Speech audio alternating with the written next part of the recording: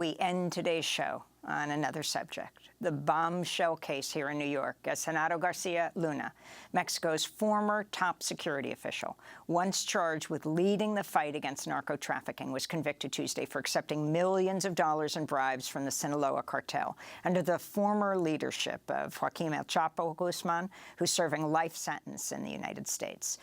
In exchange, García Luna protected cartel members from arrest, gave them safe passage for cocaine shipments, and tip-offs about law enforcement operations. García Luna served under former President Felipe Calderón, who launched Mexico's U.S.-backed so-called war on drugs that's led to the killing and disappearance of tens of thousands of people. García Luna also worked closely with U.S. counter-narcotics and intelligence agencies as part of the crackdown on drug cartels. For more, we're joined here in New York by Peniley Ramírez, an investigative journalist who's been covering this closely as the co-host of Futuro Investigates podcast series, USA versus García Luna. And we're joined by the great Hinojosa, Pulitzer Prize-winning journalist, founder of Futuro Media, host of Latino USA. We welcome you both back to Democracy Now! Peniley, your team's been getting up before the sun rises to go to the court and be ready if the verdict comes down, and Tuesday it finally did. Lay out the significance of this verdict and what you investigated and exposed. Well, as you said, yesterday we were there at 3 a.m. Outside of the federal courthouse in Brooklyn, and we were waiting for the verdict. There were 5 counts, and he was found guilty to all charges, which is a big thing because he is the highest Mexican ever faced, and now found guilty in the United States. He was once the architect of this so-called war on drugs. He was the most trusted person of the DEA in Mexico. We saw in the trial, we saw pictures of him with different high-ranking members of the U.S. government, like Hillary Clinton, like Barack Obama. So the U.S. government and the U.S. agencies really trusted this guy for years, while Mexico was becoming the most dangerous place on earth for journalists. And thousands of people were dying and continue dying in Mexico because of the violence, and here in the United States because of the overdoses. So now we know that the so-called war on drugs was false, was completely a way to operate, to justify, and this was part of the closing arguments from the prosecution, who said, Sarita Comatireri, the lead of the prosecution team, said that they created this false war on drugs to have a way to justify that they were pursuing the other cartels and favoring the Sinaloa Cartel led by El Chapo Guzmán. So it's a big thing, and it's a trial that involves, and we should hold accountable both countries, because this person was sort of a triple agent. He was working with the Mexican government, he was working with the DEA, and he was working for the Sinaloa Cartel. And Maria, I wanted to ask you, the impact, obviously, in Mexico of this trial is far greater than here in the United States, especially given the fact that under the former president, Felipe Calderón, there was this enormous war on drugs unleashed. Has the trial shown any indication that it went beyond García Luna to other people in the Calderón administration? I mean, there were names thrown out there, but no, really, this was not. I thought actually you were going to ask me whether or not the trial went beyond, and that the United States and the prosecutors began to look inwardly and realize that the U.S. government, the DEA, the entire security apparatus failed here. I mean, Juan and Amy, we are sold a bill of goods of U.S. intelligence. We are made to believe that the DEA is lawful and knows what it's doing. In fact, there were rumblings about Genaro García Luna over 20 years ago. There were questions about him. So intelligence? What exactly are you talking about? And by the way, you cannot, what we heard in the trial, right, is the level of the narco state in Mexico. Yes, this is very depressing as a Mexican, of course. But you can't assume that you've got plane loads of cocaine making their way from Mexico City, out of the Mexico City airport into New York, and that there is no corruption on the U.S. side, no corruption on the New York side. What does that mean? And that's why Peniley and I decided to do this podcast that has become this sleeper cult hit, both in English and in Spanish, because it's not about just pointing the finger and saying, oh, corrupt Mexican. That's a very simple narrative. What we're trying to say is that who's really at fault here, and what is this war on drugs really about, and who's paying the cost, by the way, the thousands of lives of Mexican folks, people murdered in this, people dying here in the U.S., but also the number of black and brown people who we all know who are spending time in jail now that shouldn't be there.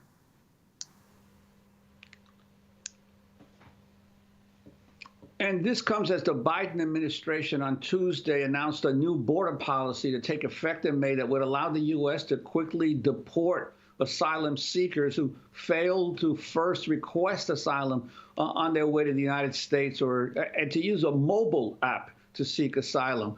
Maria, you've covered these immigration issues along the border for so many years. Your reaction to this new decision of the Biden administration?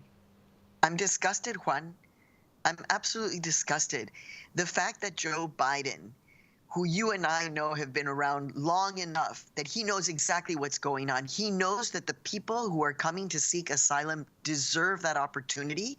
And he knows what it's like to be in a caravan or in the jungles in Colombia and to attempt to have internet service to download an app before you leave Haiti to request asylum. It's completely illogical. And that's why I'm glad that you brought it up, because we cannot allow ourselves to be gaslit by this kind of ridiculous policy. By the way, let's remember that this country had the capacity to turn away Jewish refugees at the height of the Nazi era. What we are saying is remain true to who you say you are as a country of immigrants and refugees, and of course, our indebtedness to all of the enslaved people who were brought before. And I want to follow up on that with Penny Ramirez, this issue of how immigration, how migration, people coming over the border from Mexico into the United States is directly connected to the U.S. support for people like Garcia Luna.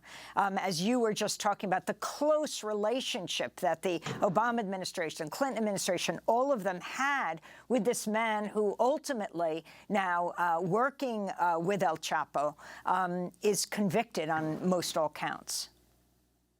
Yeah, exactly what you said is right, because it's all connected. We learned during the trial, for example, that Garcia Luna, we knew it because of my investigative work, that the same day when he left office in Mexico, he didn't move to other country. He moved to the United States. He moved to Miami to a $3 million house.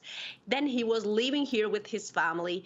He got a green card. He got a global entry card. So he was allowed to be here and stay here. And now part of this guilty verdict that we learned this week was that he was continuously working with the Sinaloa Cartel even after he left office. So even after he was living in the United States, and they presented, the prosecution presented a chart when we saw that he was going back to Mexico all the time. So he was taking advantages of both countries, living in both countries.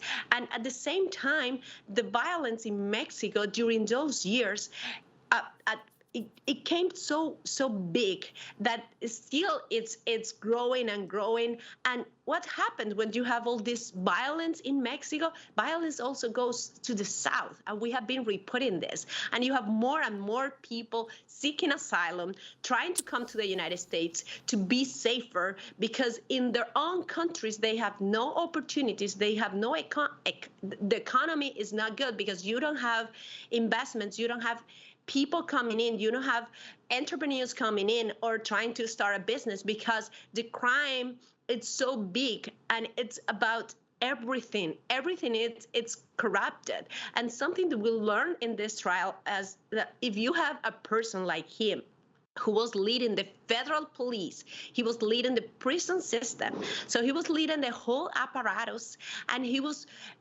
helping one cartel and facing the other cartels to have this cartel. So what he was creating was this horrible place to live in so many places in Mexico, and people were forced to leave their towns, leave their cities, seek asylum. So we should analyze also the crisis, the immigration crisis that we have in this country and in Mexico, and all the people looking for asylum also under the perspective of this war on drugs, this so-called war on drugs. Now we know this false war on drugs, and the responsibilities of people that the U.S. government trusted and created a horrible crisis. And that crisis impacted not just in Mexico, but in the region, in Central America, and of course, also here in the United States. Well, we want to thank you both for your incredible reporting on this. Peniley Ramírez and Maria Hinojosa, co-hosts of the podcast USA versus Garcia Luna. Episode 10 is out on Friday. They're laying out the tracks today. That does it for our show. To go to democracynow.org, you can see Democracy Now! In English and also headlines and highlights in Spanish. Special thanks to Renee Feltz, Mike Burke, Trina Nadora, Sanji Lopez. I'm Amy Goodman with Juan Gonzalez. Thanks so much for joining us.